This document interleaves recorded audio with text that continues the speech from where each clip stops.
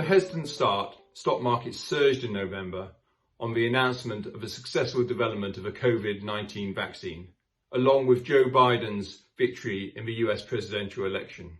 We took the opportunity to increase our exposure to growth assets, such as equities and high-yield debt, with a particular focus on emerging markets.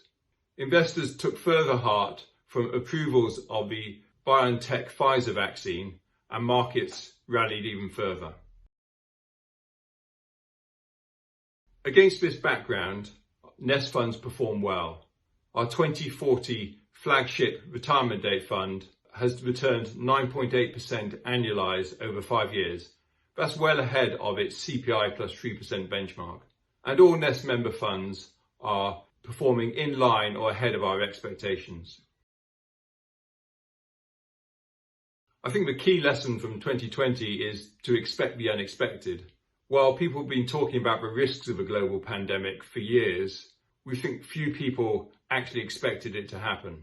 Clearly, the countries best prepared were in Asia, where they previously experienced the SARS epidemic and the like. The other key lesson for defined contribution members is to try and look through short-term volatility and have the confidence to keep saving.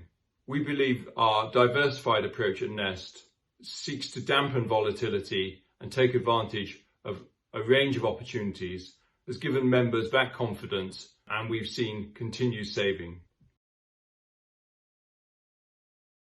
As we look forward to 2021, we expect continued economic weakness in the first half, as we experience the race between the virus and its variant strains and the vaccination programme rollout. But as we look into the second half and more people become vaccinated, we expect economic growth to recover. In the short term, there may be more market volatility, but we've been impressed by the way that investors have looked through the economic weakness and are thinking about the recovery.